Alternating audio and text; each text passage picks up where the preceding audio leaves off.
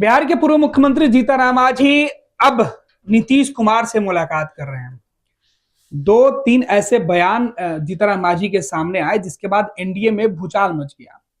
और अब अंत में नीतीश कुमार के पास इस मुलाकात का मतलब क्या है, समझेंगे हमारे वरिष्ठ सहयोगी विवेकानंद जी। देखा जी, पहले एनडीए पर सवाल और अब नीतीश कुमार से मुलाकात, मतलब और मकसद क्या है?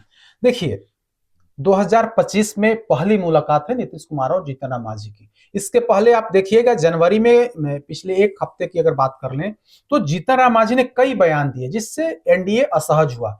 न सिर्फ भारतीय जनता पार्टी बल्कि जेडीयू भी, कि भाई जीतन मांझी इस तरह से ओपन फोरम पर क्यों अपनी बात रख रहे हैं। बजाबता जेडीयू की तरफ से सलाह भी दी गई कि अगर इन्हें कुछ लगता है तो उचित फोरम जो एनडीए का फोरम है वहां पर अपनी बात रखनी चाहिए। इसी बीच कल जो है जीतन मांझी जो भारत सरकार के मंत्री हैं वे मुख्यमंत्री आवास पहुंचते हैं और मुख्यमंत्री आवास पर जाकर के नीतीश कुमार से मुलाकात करते हैं। इस दौरान जेडीयू के दो वरिष्ठ नेता, जो तस्वीर हम लोग देख पा रहे हैं उसमें जेडीयू के दो वरिष्ठ नेता नीतीश कुमार के साथ मौजूद हैं। तो जब तस्वीर सामने आई उसके बाद चर्चा शुरू हो गई है कि क्या जीतन मांझी डैमेज कंट्रोल की कोशिश कर रहे हैं, क्या जीतन मांझी को लगने लगा है कि उनका बयान उनके खिलाफ जा रहा है। इसके बाद वे भागे भागे मुख्यमंत्री की आवास पहुंचते हैं, क्योंकि आप देखेंगे तो जीतन मांझी ने हाल के दिनों में कई ऐसे बयान दिए। हालांकि निशाना उनका कहीं ना कहीं चिराग पासवान और भारतीय जनता पार्टी रही, क्योंकि झारखंड और दिल्ली के विधानसभा चुनाव में चिराग पासवान की पार्टी को तो एक एक सीट दोनों जगह पर दी गई, लेकिन जीतन मांझी को सिरे से खारिज कर दिए गए। हिंदुस्तानी अवाम मोर्चा को इस लायक नहीं समझा गया कि भारतीय जनता पार्टी उन्हें सीट दे। तो इसका दुख, इसका दर्द जीतन मांझी को था और उन्होंने कई दफे इसका मतलब इजहार, इस दुख का, इस दर्द का इजहार उन्होंने किया। उन्होंने कहा कि हमारी ताकत, हमारी औकात को इन लोगों ने कम समझा है, अब हम बिहार में अपनी औकात जो है दिखाएंगे। साथ ही उन्होंने यह भी कह दिया कि हमारे कार्यकर्ता कम से कम 40 सीट चाहते हैं, कि 243 विधानसभा जो सीट है बिहार में उसमें 40 सीट हमें मिलनी चाहिए। हमें किस लिए मिलनी चाहिए? क्योंकि हमारा बड़ा जनाधार है। हम दलितों की राजनीति करते हैं, हम मुसहर भुइयां की राजनीति करते हैं, हम गरीबों की राजनीति करते हैं। और गरीब बिहार में, और जो दलित मुसहर और भुइयां की जो जाति है वो लगभग 20% की आबादी है। तो ऐसी स्थिति में कम से कम कार्यकर्ता तो 40 सीट मांग रहे हैं, लेकिन हमें अगर 20 सीट दे दीजिएगा तब हमें कहीं कोई दिक्कत नहीं होगी। उसके बाद उन्होंने एक बार फिर से, जब वे मुंगेर गए तो यही बात उन्होंने फिर से दोहराई और साफ कहा कि इस बार हम अपनी औकात दिखाएंगे और हम अपनी औकात आप गरीबों को सामने करके इकट्ठा करके हम मैसेज देंगे कि देखिए हमारी क्या ताकत है। तो इस बयान के बाद बीजेपी और जेडीयू असहज हुई और कहीं ना कहीं पर्दे के पीछे भारतीय जनता पार्टी ने इन पर दबाव बनाना शुरू किया। और खबर यही है कि इसके बाद जीतन मांझी और भारतीय जनता पार्टी के नेताओं में बात हुई है और तब मांझी जी सीधे मुख्यमंत्री आवास पहुंचते हैं, नीतीश कुमार से मुलाकात करते हैं। हालांकि इस मुलाकात को औपचारिक मुलाकात कही जा रही है, लेकिन जब दो राजनीतिक दल के नेता एक जगह में जाते हैं, बैठते हैं, तो निश्चित तौर पर राजनीति की बात होती ही है, इसमें कोई नई बात नहीं है। अब दोनों में क्या राजनीति की बात हुई है दोनों लोग ही बता सकते हैं, लेकिन ऑफिशियली यही कहा गया कि यह औपचारिक मुलाकात थी नए साल में। चूंकि जीतन मांझी ने मुलाकात मुख्यमंत्री से नहीं की थी, इसीलिए इन्होंने मुलाकात नीतीश कुमार से की है। हालांकि कल जीतन मांझी जब नीतीश कुमार से मुलाकात कर निकले उसके बाद राज्यपाल से भी इन्होंने मुलाकात की है। तो हिंदुस्तानी अवाम मोर्चा का अलग दावा है कि यह सिर्फ औपचारिक मुलाकात थी, इसमें कहीं कोई राजनीति की बात नहीं हुई। लेकिन जब दो बड़े नेता मिलेंगे तो निश्चित तौर पर, अभी चुनाव का समय है, चुनावी वर्ष है, तो ऐसी स्थिति में कहीं ना कहीं राजनीति की बात जरूर हुई है। और दावा किया जा रहा है कि जीतन मांझी ने हाल के दिनों में जो बयान दिए हैं उससे जेडीयू और बीजेपी को अच्छा नहीं लगा है, नागवार गुजरा है।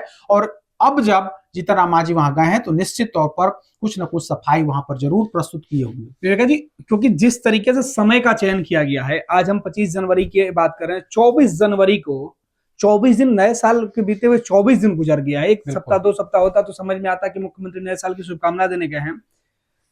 जीतन मांझी लगातार पटना में रहे, गया में रहे नए साल के बाद, तो 24-25 दिन नहीं लगता है नए साल की शुभकामना देने के लिए।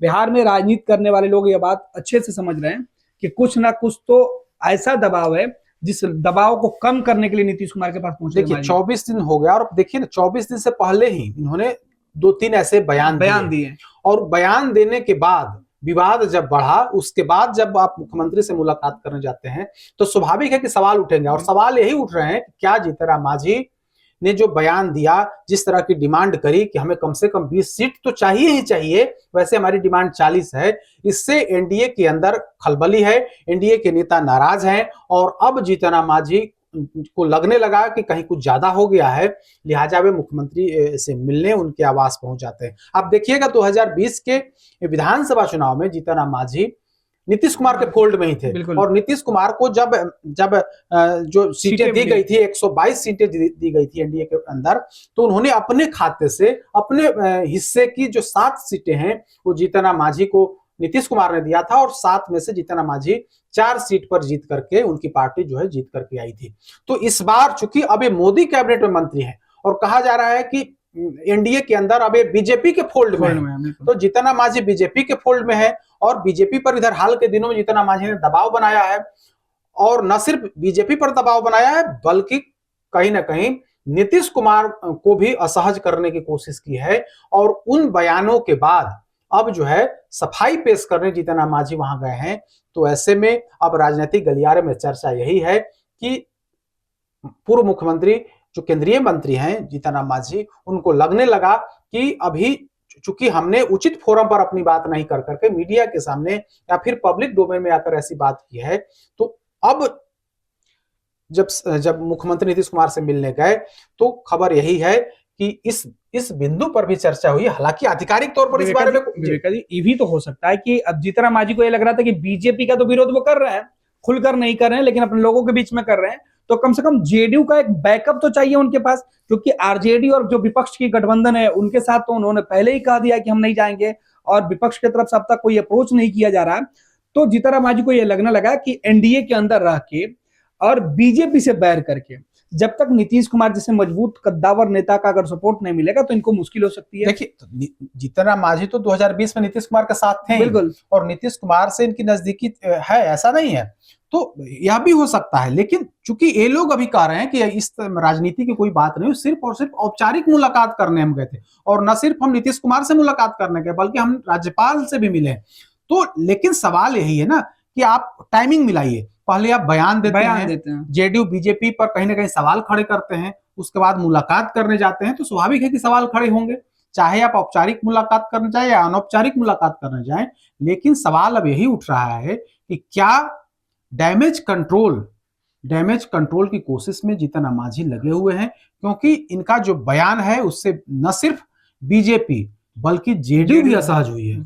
बहुत बहुत धन्यवाद विवेका जी। तो बिहार के पूर्व मुख्यमंत्री जीतनराम मांझी दबाव देने की कोशिश में थे एनडीए के ऊपर, लेकिन दबाव का जो प्रेशर है वो शायद मांझी के ऊपर ही पड़ते हुए दिखाई पड़ रहा है। यही वजह है कि मांझी चाहते हैं कि जब वो विरोध करें तो अपने तरफ से एक मजबूत साथी रहे जो उनकी बात रख सके और तब गठबंधन में बात जीतनराम मांझी की बन जाए।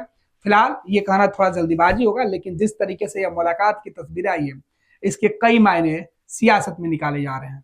नेताजी सुभाष मेडिकल कॉलेज एवं हॉस्पिटल लेकर आए हैं गर्भवती महिलाओं के लिए निःशुल्क डिलीवरी की सुविधा। हाई रिस्क प्रेगनेंसी के साथ छोटे बच्चों का रखरखाव एवं NICU की सुविधा उपलब्ध है। बच्चेदानी का ऑपरेशन, दूरबीन विधि से सभी प्रकार के ऑपरेशन एवं OPD की सुविधा न्यूनतम दर पर प्राप्त करें। NSMCH, अम्हारा, बेहटा, पटना। भारतीय जनता पार्टी का सदस्य बनने के लिए 8800002024 पर मिस्ड कॉल करें। निवेदक भारतीय जनता पार्टी बिहार।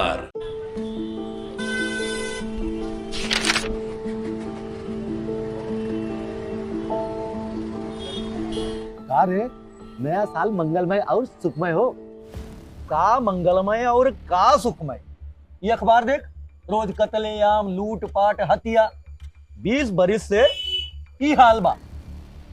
पायल और सुमन को घर से बाहर भेजल जाला, कई दिल थरथरावे लागेला। कहवा से ई नया साल मंगलमय होई? बात तो सही बा, साल मंगलमय तब हुई जब नई सरकार आई। नया साल, नई सरकार, नया संकल्प, नया बिहार। पनोरमा ग्रुप, जो सोचता है वो करता है। ये लो मुंह मीठा करो, आज मैंने अपना जॉब छोड़ दिया। अब हम पूर्णिया वापस जाएंगे। जॉब छोड़ दिया है? मतलब ये घर कैसे चलेगा? हम करेंगे क्या? और माँ बाबूजी क्या बोलेंगे? इसलिए मैं एक और मिठाई का डब्बा लाया। अपने बिजनेस के लिए लोन अप्रूव हो गया। अरे लोन अप्रूव हो गया वो तो ठीक है, लेकिन पूर्णिया में हम रहेंगे कहाँ? अपना घर भी तो नहीं है वहाँ। इसलिए तो एक और मिठाई का डब्बा अलग से लाया हूँ। हमने पूर्णिया में घर ले लिया है, पूर्णिया के ई होम्स पैनोरमा में। पूर्णिया में पैनोरमा ग्रुप लेकर आए हैं ई होम्स पैनोरमा। बड़ा घर, आलीशान जिंदगी और अत्याधुनिक सुविधाओं के संग। अरे अरे, अब क्यों मुंह मीठा करवा रही हो? क्योंकि हम घर वापसी जो कर रहे हैं। घर वापसी की खुशी पूर्णिया में ई होम्स पैनोरमा के संग। ई Homes Panorama, luxurious lifestyle redefined.